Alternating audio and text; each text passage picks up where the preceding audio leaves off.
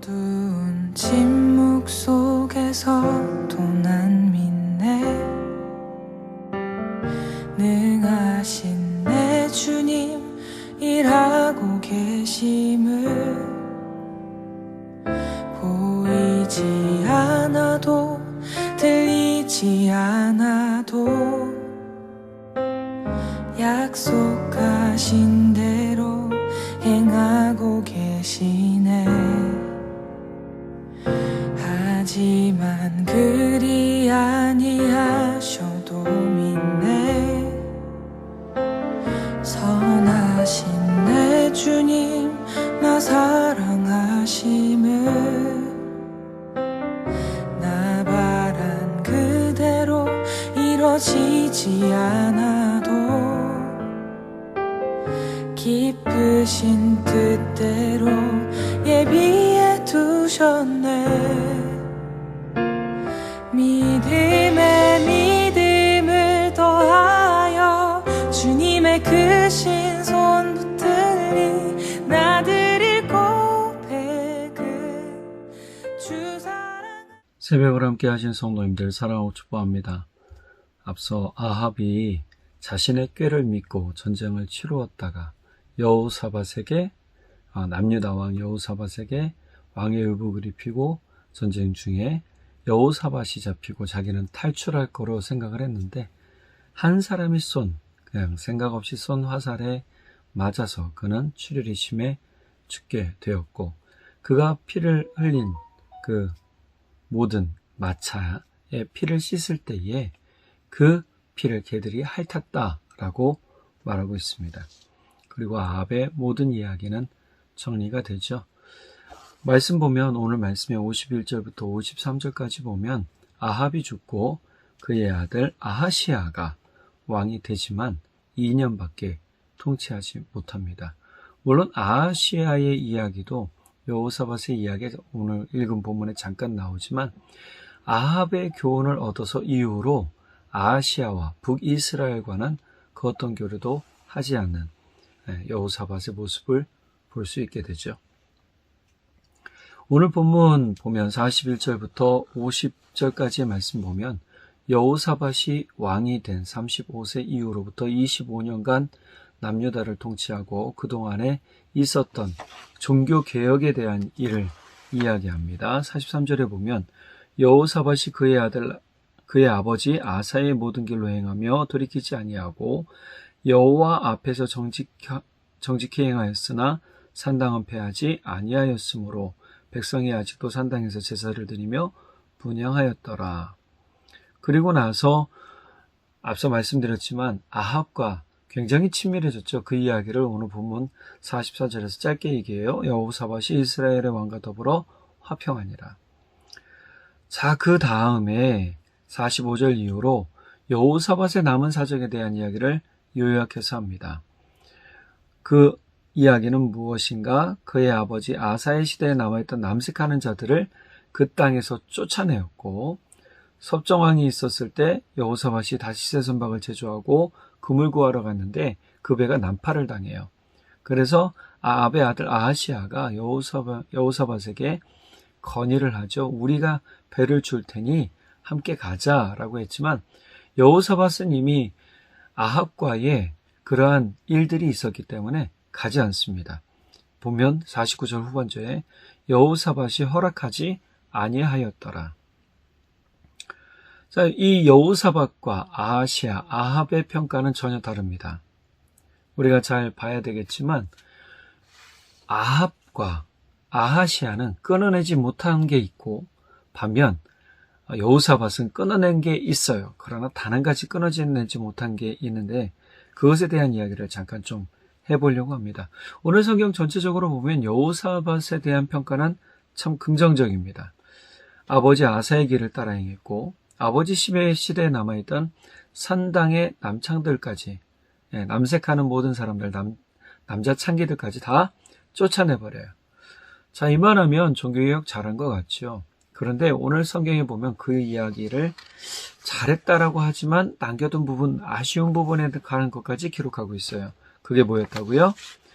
산당은 폐하지 아니하였으므로 백성이 아직도 산당에서 제사를 드리며 분향하였더라. 원래 산당이라는 곳은 하나님께 예배를 드리기 위한 그러한 장소였습니다. 그래서 지역적으로 작은 지역의 제사장들이 그 일들을 해내고 있었죠. 어떻게 보면 이러한 일들은 하나의 고착화된 그러한 일들이기도 했습니다. 그런데 이 산당이 하나님만을 예배하는 곳이 아니라 우상을 섬기는 것까지 함께 있었다라는 거예요.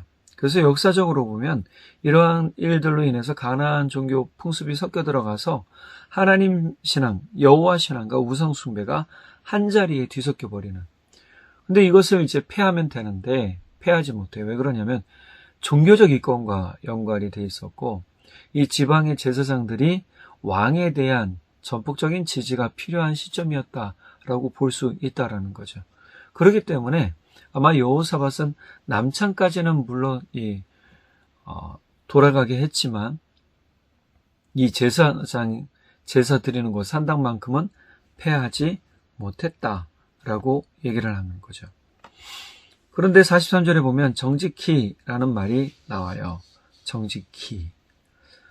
하나님 앞에 그는 정직하려고 애썼어요. 하였으나라는 표현 보면 정직하게 살려고 했으나 미진한 부분이 있었다 이렇게 얘기를 하는 거죠. 사실 이거를 어떻게 얘기할 수 있냐면 절반의 순종이라고 볼 수 있어요.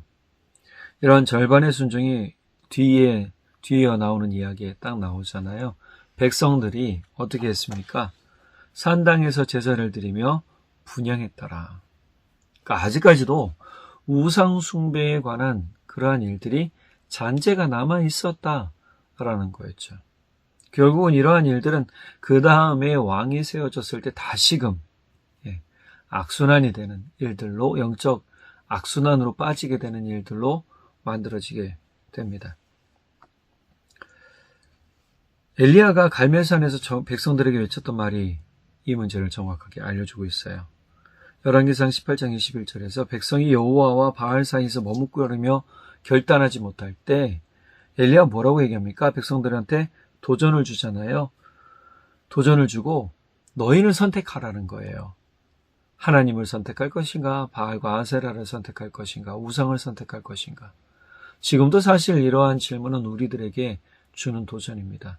여전히 세상 가운데 한 발을 담그고 있고 교회 안에 그래도 내가 복을 받기 위해서 한 발을 담그고 있고 근데 전폭적으로 담그지 못하는 우리의 삶을 보면 참 안타깝기 그지 없는 거죠. 하나님 보시기에 얼마나 안타까우실까요? 하나님 지금 우리에게 요구하시는 것, 엘리야에게 하는 그 당시 이스라엘 백성들에게 하는 얘기나 지금 우리에게 하시는 말씀이랑 똑같더라는 거예요.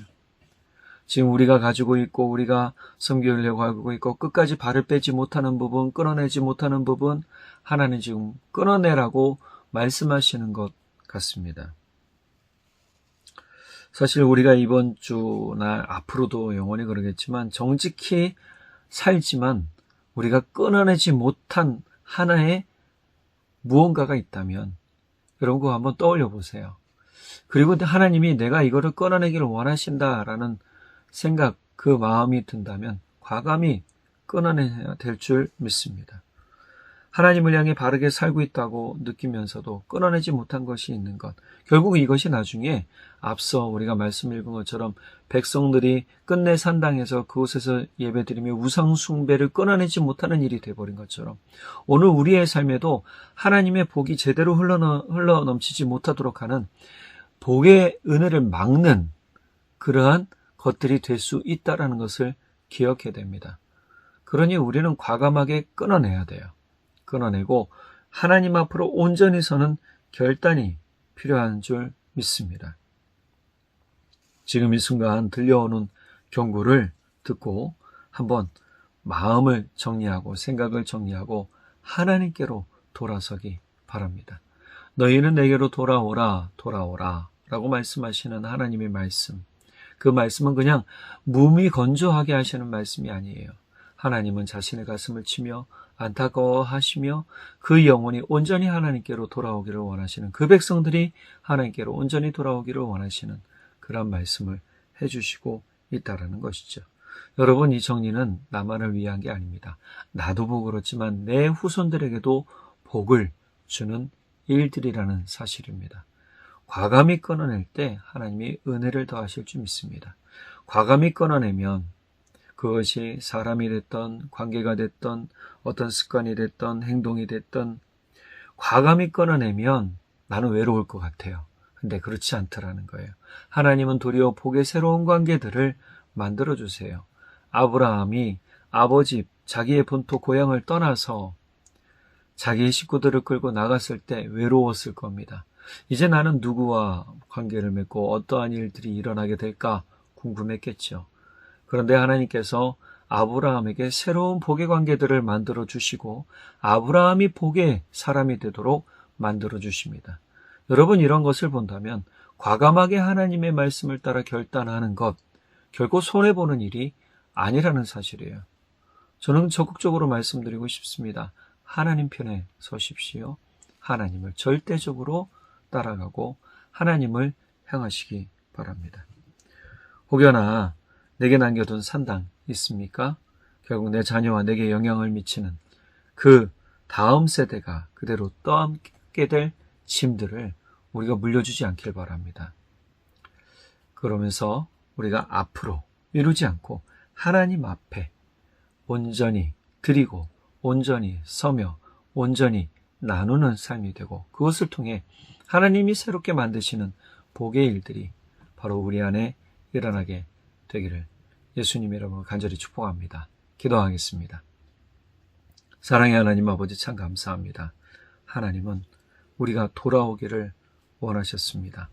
그래서 그의 아들 예수 그리스도를 우리에게 보내주시고 믿게 해 주셨습니다. 오직 믿기만 하면 구원받고 하나님의 자녀가 되는 권세를 선물로 주셨으니 얼마나 큰 은혜인지요. 그런데도 여전히 그 은혜는 잠시 잊어버리고 이후로 우리가 여전히 한 발 담그고 한 발 교회에 두고 사는 미적지근한 모습을 우리가 보게 됩니다.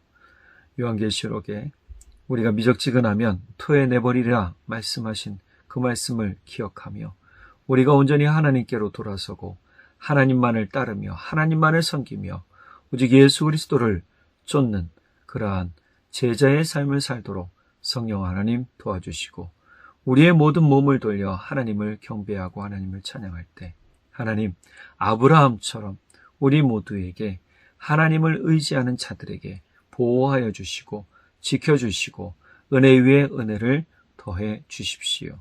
주님께서 오늘 하루도 힘쓰며 애쓰며 이른 새벽부터 늦은 저녁까지 수고하고 애쓰는 우리 성도님들 건강을 지켜주시고 그 영을 지켜주시고 심령을 붙들어 주시고 평안케 하시며 주님께서 주신 참 은혜로 말미암아 삶에서 기쁨과 감사를 누리는 복이 있도록 성령 하나님 기름 부어 주십시오. 주님께서 놀랍도록 함께 하실 것을 믿고 감사드리며 우리의 영원한 사랑이요 소망 되신 예수님의 이름으로 기도드렸습니다. 아멘. 우리 성도님들 오늘 하루도 우리 예수님과 함께 힘을 얻으시고 또 기쁨으로 감사로 사시기를 간절히 바랍니다. 주님의 평안이 우리 성도님들에게 가득하기를 축복합니다. 내일 또 뵙도록 하겠습니다. 사랑하고 축복합니다. 믿음의